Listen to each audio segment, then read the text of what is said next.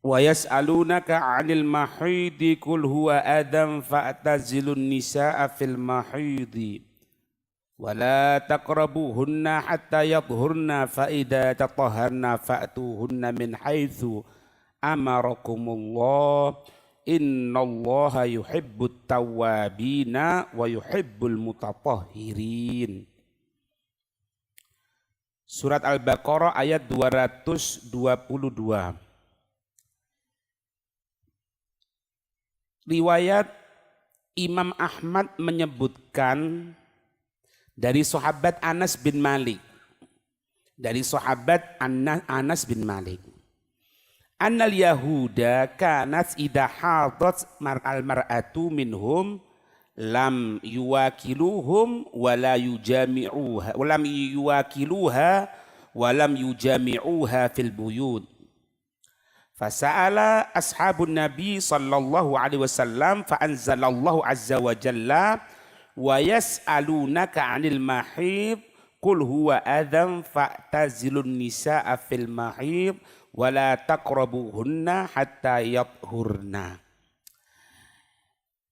Diceritakan dari sahabat Anas bin Malik, Imam Ahmad menyatakan bahwasanya orang Yahudi itu idza hadat almar'atu, kalau istrinya itu dalam keadaan haid, minhum dari mereka orang Yahudi, lam yuwakiluhum, mereka itu ndak lam yuwakiluha, mereka itu ndak makan bersama istrinya, ndak makan. Walam yujami'uha fil buyut, tidak kumpul di satu rumah. Jadi Yahudi itu punya rumah khusus untuk menjauhkan istrinya. Tidak tahu punya rumah, tidak tahu disuruh keluar, pokoknya tidak mau kumpul satu rumah. Tidak mau makan, tidak mau kumpul satu rumah. Jadi ekstrim. Kalau dalam As-Sawi disebutkan kebalikannya orang Nasoro. Kalau orang Nasara malah kumpul ketika dalam keadaan haid. Sehingga fasa'ala ashabun Nabi sallallahu alaihi wasallam, sahabat Nabi tanya, para sahabat Nabi tanya, kemudian fa'anzalallahu azza wajal, maka Allah menurunkan ayat 222 ini. Turun ayat, Nabi menyampaikan sampai selesainya ayat, yaitu sampai innallaha yuhibbut tawwabina wa yuhibbul mutatahhirin. Kemudian setelah itu, faqala Rasulullah sallallahu alaihi wasallam, setelah Nabi menyampaikan ayat Allah tadi itu, Nabi menyatakan, isna'u kulla syai'in illa nikaha, katanya Nabi. Laksanakan segala sesuatu, boleh kamu berinteraksi, berhubungan dengan istrimu yang tengah dalam keadaan haid, kecuali cuma nikah. Nah, kecuali cuma nikah, ilan nikah. Nikah ini gambaran dari hubungan badan. Hubungan badan. Baik. Sudah. Para sahabat dapatkan khobar seperti itu. Yahudi dengar. Fabalagha dzalikal yahud faqalu, sampai khobar itu kepada orang Yahudi, faqalu, maka orang-orang Yahudi itu mencibir Nabi. Mencibir, menjelekkan. Mengatakan apa orang Yahudi? Ma yuridu hadzal rajulu. Apa yang diinginkan orang ini? Maksudnya Rasulullah. Apa yang diinginkan orang ini? Ayyada min amrina syai'an illa khalafna fi. Tidaklah meninggalkan satu urusan dari kita kecuali pasti berbeda. Ya. Kenapa? Kata Yahudi ini Nabi Muhammad kok tidak sama kita, ada yang sama, ada yang enggak. Tentang masalah untuk tidak kumpul sama istrinya, Syariat Islam seperti itu. Tapi kalau sampai ekstrim, nggak makan bareng, nggak kumpul satu rumah, nggak mau. Ini keluhannya orang Yahudi. Ingat ini ya, ini keluhannya orang Yahudi. Dan keluhan ini harus tetap ada sama kita umat Islam. Jangan nyamakan sama mereka. Jangan nyamakan. Misal, kita pernikahan, ngadakan acara resepsi. Ya mereka kan juga pesta juga. Sama-sama pestanya, sama-sama resepsinya, sama-sama bentuk kebahagiaan. Tapi jangan sama seperti mereka. Sama seperti hukum ini. Kita tidak mungkin akan kumpul sama istri ketika dalam keadaan haid. Tapi kalau sampai seperti Yahudi, bukan cuma tidak kumpul saja, tidak makan, tidak tinggal satu rumah, oh tidak. Paham ya? Kalau kita misalnya tadi contoh melaksanakan pernikahan misalnya, adatnya orang Yahudi sama seperti kita nanti. Naudzubillah. Mereka tidak ngeluh sama kita. Harusnya mereka tetap ngeluh atas perbuatan kita karena niru Rasulullah. Nah itulah, karena niru Rasulullah. Apakah ditanyakan, apakah boleh seorang itu melaksanakan pernikahan dengan acara resepsi? Pertanyaan sama kalau dimasukkan kepada masalah haid. Ngatakan apa? Apakah boleh kita orang tinggal bersama istri kita ketika dalam keadaan haid? Kan sama. Jawabannya boleh. Resepsi boleh. Tapi kalau ada laki perempuan, nah ini kebiasaan Yahudi. Jangan. Apalagi undangannya laki perempuan campur aduk. Jangan. Ini Yahudi. Tidak boleh. Gitu loh. Jangan sampai terjadi maulid ketika dibacakan maulid ketika acara akdun nikah. Tapi malamnya ngundang biduan. Nah ini salah. Kenapa? Ingat Yahudi akan memandang sama kita. Padahal mulai zaman dulu yang membuat Yahudi itu mangkel sama umat Islam dan harus tetap ada.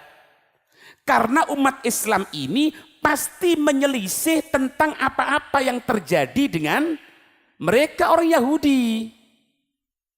Sampai sini paham ya? Taib. Dicibir gitu, sahabat tidak kuat. Gitu loh. Dengarkan cibiran orang Yahudi tadi itu. Datanglah dua sahabat kepada Nabi SAW. Sahabat yang pertama namanya Usaid bin Hudhair. Usaid bin Hudhair. Yang kedua Abbad bin Bishr. Di mana? Hadramut kuburannya. Abbad bin Bishr kuburannya mana? Di Hadramut. Paham ya? Itu. Datang dua sahabat ini kepada Nabi SAW sambil menyatakan faqala. Kedua sahabat ini menyatakan kepada Nabi, ya Rasulullah, ya Rasul, innal yahuda qalat kada wa kada. Ya Rasul, ini orang-orang Yahudi mencibir kita, menjelek-jelekkan engkau ya Rasul. Mereka mengatakan ini itu. Kemudian sahabat ini nanya kepada Nabi, menyatakan apa? Afala nujami'hunna. Ya Rasul, apakah kita ini tidak enakan kita menjima istri kita juga meskipun dalam keadaan haid? Supaya tidak dicibir, tidak dijelek-jelekkan oleh orang Yahudi. Sahabat ini maksudnya jaga kehormatan Nabi. Jangan sampai Nabi dijelek-jelekkan. Masalah kiblat itu yang menghadap ke arah Masjidil Aqsa. Mereka Yahudi mengakui bahwasanya itu milik kita katanya, kayak gitu kan. Nabi tidak senang sehingga Nabi menghadap ke arah Ka'bah, meminta untuk ke arah Ka'bah dikabulkan oleh Allah. Ini jangan mandang sahabat salah loh ya. Jangan sampai sahabat kok seperti itu, bukan. Kita harus melihat sisinya bagaimana sahabat ini tidak ridho, jangankan langsung mukul Nabi secara fisik, omongan saja tidak mau. Tapi mereka ketika itu kan masih Islam permulaan, otomatis masih bertanya sama Nabi. Ya Rasul, mereka Yahudi ngomong ini itu ya Rasul. Terus apakah kita ini tidak enakan kita orang kumpuli aja istri kita? Tujuannya apa? Supaya mereka tidak bisa celah untuk jelek-jelek ke Nabi. Nabi ngajarkan kepada para sahabat. Ini makna sholabatum fiddin. Ini makna kerasnya dalam agama. Keras itu bukan radikal, Pak. Keras itu megang agama, betul-betul megang. Bukan bom sana, bom sini. Ini ndak mau salam. Ndak, bukan itu. Orang yang punya keras dalam agama itu, dia megang. Meskipun gambarannya dia harus megang bara api di tangannya, dia pegang. Nabi ngajarkan seperti itu kepada sahabat. Ketika dengarkan seperti itu, pertanyaan sahabat, fataghayyara wajhu Rasulillah sallallahu alaihi wasallam. Maka ketika itu rona, aura wajah mulia Rasulullah ini berubah. Ya kan orangnya putih, Pak. Allahumma shalli wa sallim alaihi. Musyarraban bihumrah. Bukan cuma putih saja. Rasulullah itu putih kemerah-merahan. Kalau ada perubahan di wajah langsung kelihatan. Tapi enggak ngomong loh Nabi. Enggak ngomong. Ini hebatnya sahabat loh ya. Ini harus paham. Orang itu kalau punya akal kemampuan, dilihat aja paham. Dilihat aja paham. Tapi kalau tidak punya akal kemampuan, jangankan dilihat, diomongi tidak bisa. Ini lihat sama sahabat. Sahabat ngomong seperti itu, langsung Nabi berubah wajah mulia Rasulullah, hatta donanna anna qad wajada alaihima. Kami menyangka, oh Rasulullah berarti marah ini. Rasulullah marah ini. Ini sahabat sudah paham, orang agil, berakal, sehingga pantas barengi Rasulullah. Allahumma shalli wa sallim alaihi. Kelihatan seperti itu, fakharaja. Keluar sahabat ini. Nabi Pak yang marah. Ya kan? Berubah. Tahu enggak? Ternyata prasangka Nabi marah kepada syakhsiyah itu enggak. Nabi marah kepada sahabatnya itu bukan. Nabi itu marah dari cara pemikiran. Yang harus cermati ini. Makanya kalau kita orang marah sama orang, jangan marah orangnya, Pak. Kalau kita, anak kan sering ngomong, kalau kita marah kepada orangnya, kita akan benci sama orang itu. Apapun perbuatannya. Wis, semoga dijaga oleh Allah ya. Wis kadung bangkel karo rejal. Dia misalnya telat ngajar, marah. Ya kan? Dia pertama kali datang marah juga. Apa kecepetan tak kowe? Telat, apa kok telat? Udah terus kudune apa? Kudune ente berubah pandangan sama dia. Jangan benci orangnya. Ono wong tatuan, kabeh gayantingan. Sak irung-irunge ditindik. Benci nak? Benci. Iya sih, saya terima ya. Nang masjid, berangkat ke masjid, ketok sampean, telepon, takmir hati-hati, fulan nang masjid kotak jogon, yo, tadi maling jadi ini. Ini kenapa Pak? Ini karena benci sama orang. Nabi ketika kelihatan seperti itu keluar, ketika nampak seperti itu keluar ini sahabat, subhanallah, ketika sahabat itu keluar, fastakbalat huma hadiyatun min labanin ila Rasulillah. Ini dua sahabat ini kelihatan ada seseorang akan memberikan hadiah air susu kepada Nabi SAW. Tanda kutip perlu diketahui, pada zaman Nabi, sampai sahabat Abu Bakar, sampai sahabat Umar, sampai sahabat Utsman, ketika kepemimpinan Sayyidina Ali, sampai ketika itu kepemimpinan sahabat Muawiyah, itu baru mulai ada makanan macam-macam. Tapi sebelum itu tidak ada makanan yang paling favorit kecuali apa? Air susu. Kalaupun roti, roti yang gandum yang kasar. Setelah itu baru macam-macam. Paham ini ya? Rujak, bakso, apalagi ini kabeh kena. Mari ngene iki korban. Mek luput untune karo kukune tok dak dipangan. Ayo bener dipangan. Karo tanduk lek ono. Sikile kikil.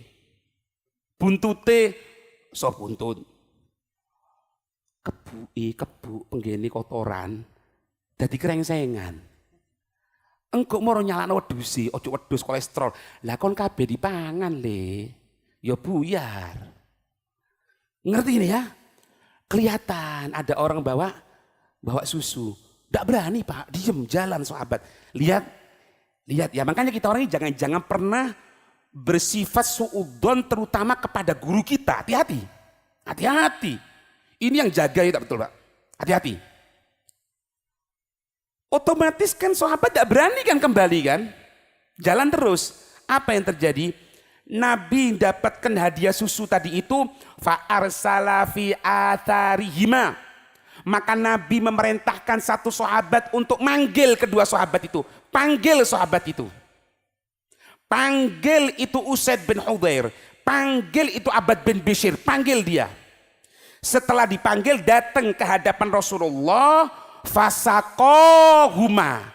Nabi SAW yang memberikan langsung minum susu kepada dua sahabat ini. Nabi faham.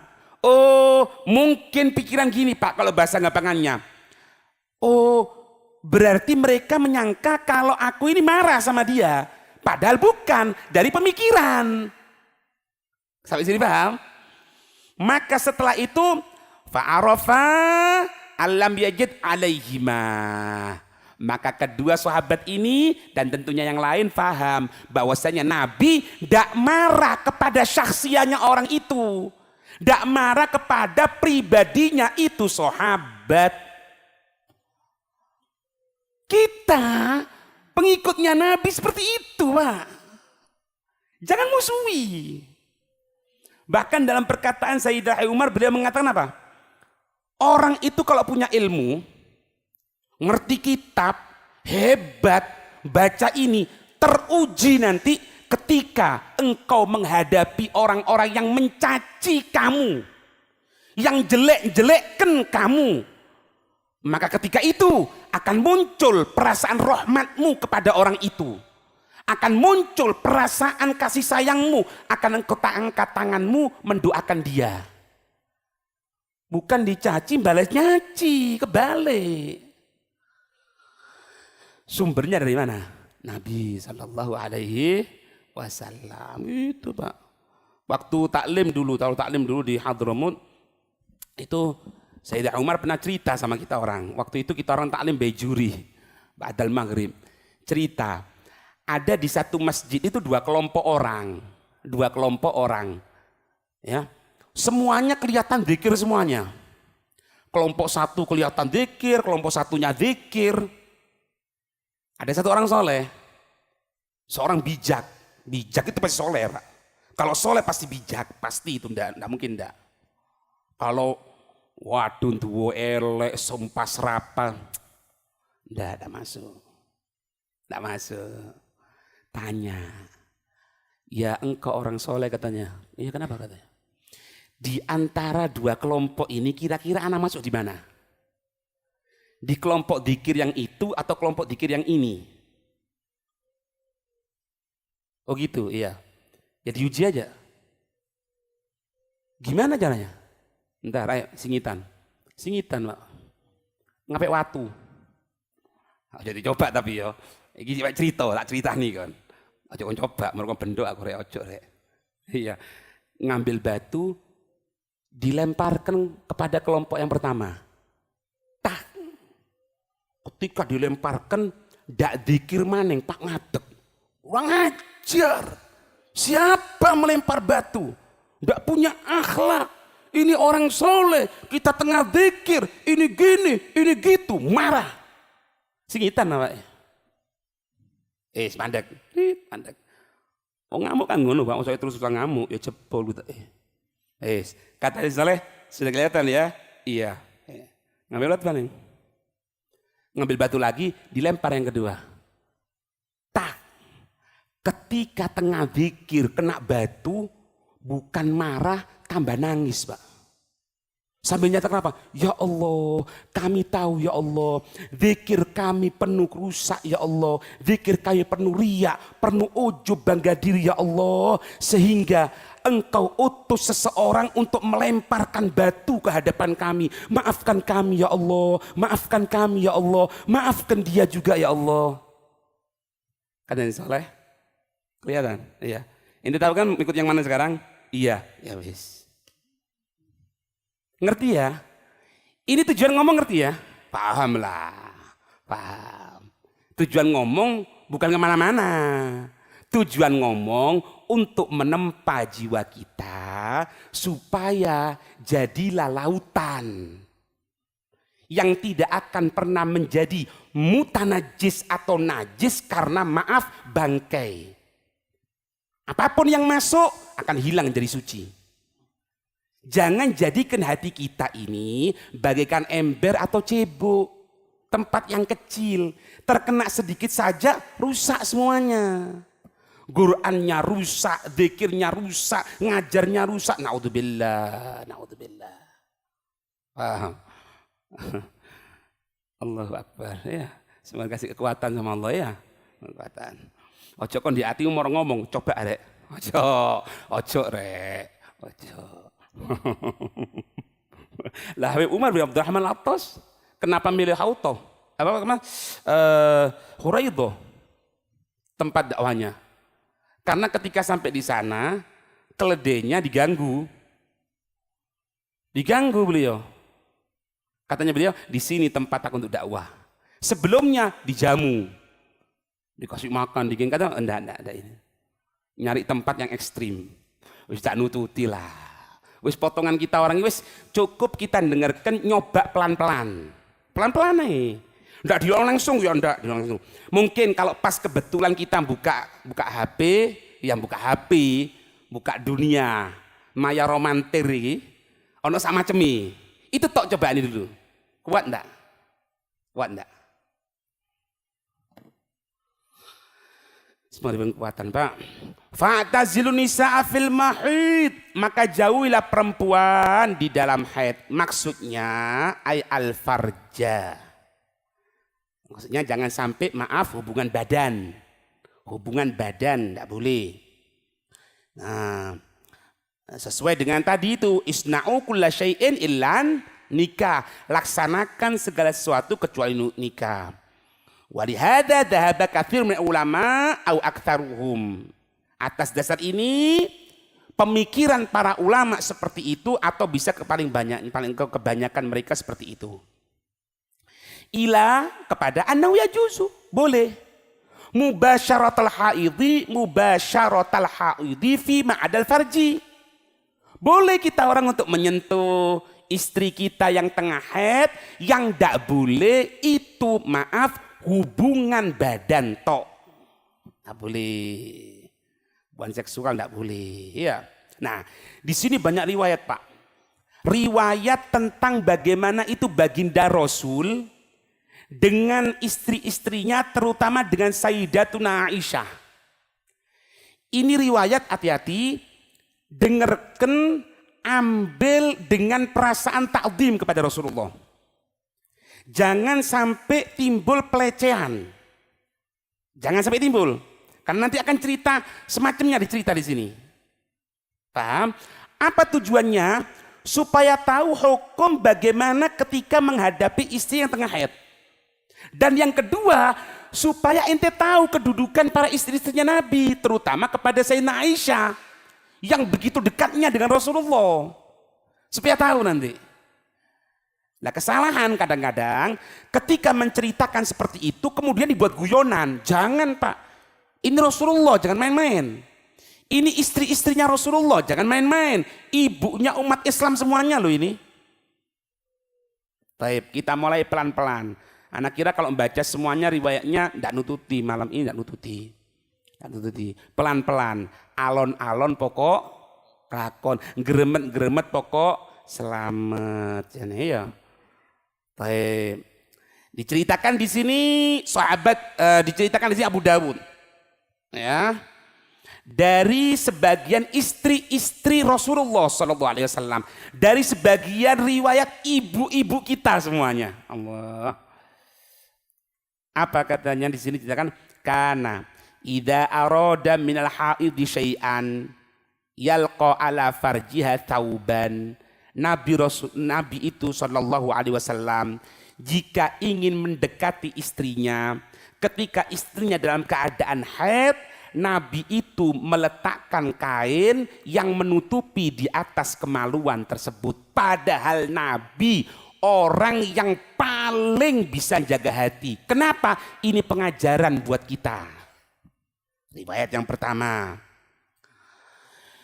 Abu Dawud juga mengatakan lagi dalam riwayat dari Ammar bin Gharab dari bibinya.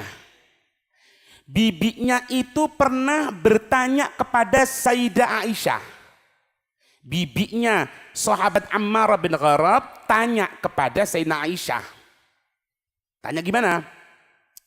Lihat ya. Bagaimana kehidupan sahabat? Makanya jangan ngelut tok.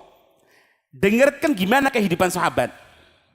Ihdana tahidu wa laysa laha wa li zawjiha firashun illa firashun wahid. Katanya bibinya ini bercerita menyampaikan pertanyaan kepada Sayyidina Aisyah. Wahai Sayyidina Aisyah, kita ini kalau tengah haid, bagaimana dengan suami kami? Kami ini di rumah kami ini cuma punya satu kasur yang cukup untuk satu orang tok. Sudah, yang cukup dua orang tok ini. Apakah kalau kita orang tengah haid ini pindah? Jadi alas itu tidak punya, Pak. Kasur, loh, jangan dianggap kasur spring bed, bukan, Pak. Oh, Nabi aja, Nabi itu tempat tidurnya dari apa? Kulit. Buktinya apa? Sayyidina Umar ketika masuk, pipinya kemudian bekas pipinya Rasulullah. Nangis Sayyidina Umar. Ngatakan, ya Rasul, itu raja-raja kafir tidur di atas perbadani. Sedangkan engkau ini kekasihnya Allah. Apa jawabannya Nabi? Ini terletakkan, Pak, dalam hati kita. Wahai Umar, dunia bukan untuk kita. Kita untuk akhirat. Kita fokus akhirat. Bukan berarti kita harus miskin. Enggak, Pak. Enggak. Ada seorang yang kaya raya. Alim, kaya raya. Kemudian apa? Dia itu kalau naik kendaraan, bagus kendaraannya. Ada satu orang kafir. Kelihatan. Langsung nyeletuk ngomong. Kamu ini katanya orang alim, pemuka agama di Islam, tapi kok seperti ini kamu ini? Kenapa katanya? Kehidupanmu seperti ini, gini gitu. Padahal Nabimu mengatakan, ad-dunya sijnul mu'min wa jannatul kafir. Lalu katanya, dunia itu adalah penjaranya orang mukmin, surganya orang kafir. Lah aku iki sing ndak ngikuti agama Nabimu, bosone kafir. Melarat, ngamuk gitu loh, ngamuk. Ya, kullu dzi ni'matin mahsud. Setiap orang yang punya nikmat pasti diiri, Pak. Makanya pikirno, kalau ada orang ndak iri sama sampean itu pikirno berarti sampean ndak ono apa-apa nih.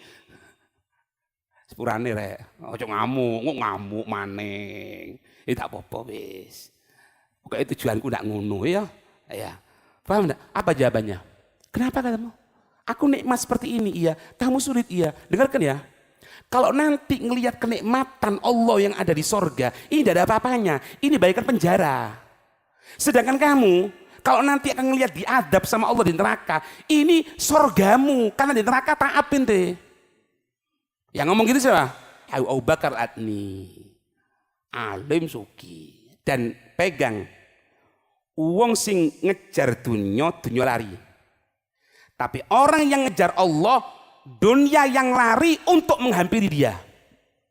Ini sudah rumus hidup. Gak bisa diotak-atik ini. Si ngajar. Makmur masjid. Maca Quran. Ngejar akhirat, dunia akan ngejar dia. Tapi kalau bangun tidur ngetik. Bangun tidur lihat HP-nya gimana pergerakan pasar. Ya Fattah ya Matlub, PT tak keloro wis ngirusi panganan. Berangkat ke tempat kerjanya. Pulang jam 5 malam, kadang-kadang lembur, pulang jam 11 malam. Capek sudah. Sampai rumah, anaknya mungkin sudah tidur semuanya, istrinya tidur. Ndak ini, gue kopi dewe, buka komputer maneng, buka yang namanya laptopnya. Ini tahu ndak orang seperti itu? Dunia tambah jual mahal. Makanya jual mahal kita kepada dunia akan dipindipi sama kita. Tapi kayak Allah. Iya, aku ndak ada ngejar dunia, Bib. Masya Allah, bagus. Tapi subuh yo turu, yo percuma. Yo jebles dunia akhirat iku jenenge. Paham ya? Semoga dijaga oleh Allah. Apa tanya? Qalat. Katanya Sayyidina Aisyah setelah dengarkan seperti itu, ukhbiruki bima sana'a Rasulullah sallallahu alaihi wasallam. Aku akan menghabari kepadamu tentang apa-apa yang dilaksanakan Rasul sallallahu alaihi wasallam. Pernah suatu saat dakhala famadha ila masjidih. Nabi itu pernah masuk dan berada di masjidnya. Maksudnya masjidnya ini menurut katanya Abu Dawud mengatakan apa? Yang dimaksud masjidnya itu ya sekarang yang rumahnya Sayyidina Aisyah itu. Tempat kuburan Nabi, tempat makam mulia Rasulullah. Itu kan rumahnya Sayyidina Aisyah, Pak.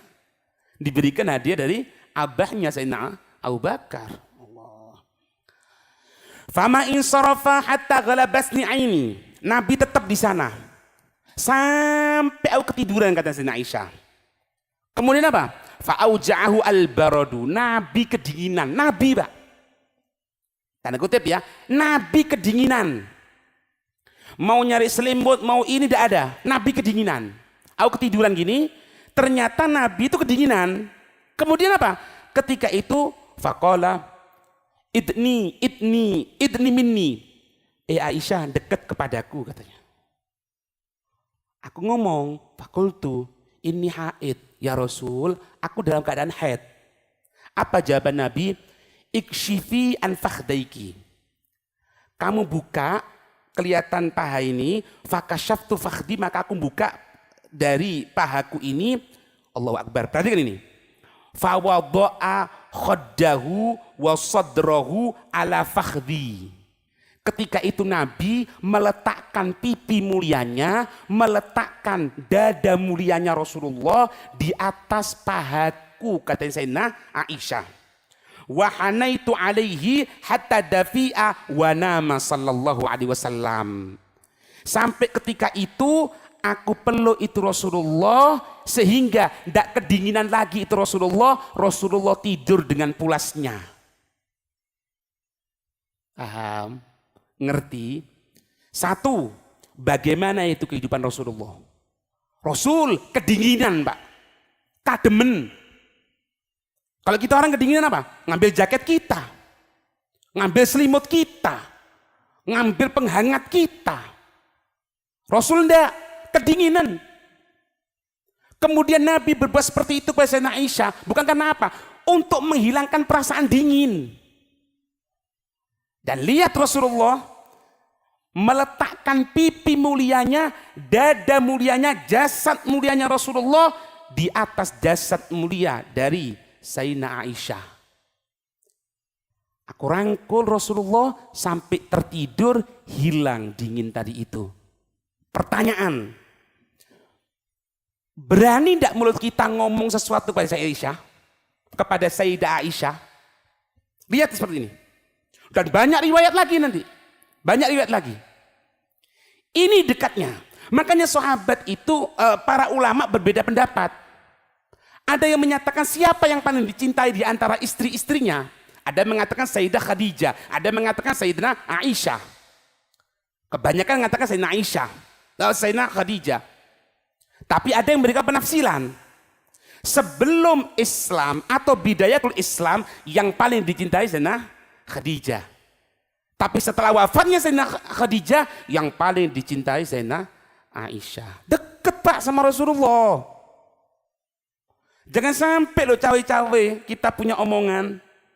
Deket lo sama Rasulullah. Yang sudah bersentuhan loh sampai akan wafatnya. Kata Sayyidina Aisyah, aku berbangga. Kenapa? Di akhir umurnya Rasulullah, ketika itu disiwaki oleh saudaraku, Nabi memberikan isyarat yang aku tahu bahwasanya siwak itu kasar. Sambil menoleh kepadaku. Untuk apa? Memerintahkan aku melembutkan. Aku ambil siwak itu, aku gigit, aku lembutkan. Kemudian setelah itu aku siwaki Rasulullah dengan ridhonya. Di akhir umurnya Rasulullah, ludahku bercampur dengan ludahnya Rasulullah. Berani ngomong kurang ajar. Hah? Na'udzubillah, na'udzubillah, na'udzubillah. Berapa banyak tentang masalah iktikaf. Iktikaf datang hukum kalau orang separuh badannya di masjid, di luar badan, separuh badannya di luar masjid, terhitung iktikaf. Kenapa? Rasulullah pernah suatu saat berada tiduran di atas pangkuan Sayyidina Aisyah. Separuh badannya itu berada di dalam rumahnya, bukan masjid. Di pangkuan Sayyidina Aisyah, separuhnya di masjid. Dan Sayyidina Aisyah menceritakan, aku sisiri rambut mulia Rasulullah. Siapa ini? Sayyidina Aisyah. Berani. Ma'udzubillah. Semoga dijaga oleh Allah ya. Semoga dijaga. Pelan-pelan. Insya Allah kita lanjutkan pertemuan kita akan datang. Insya Allah. Biidznillah. Wallahu a'lam.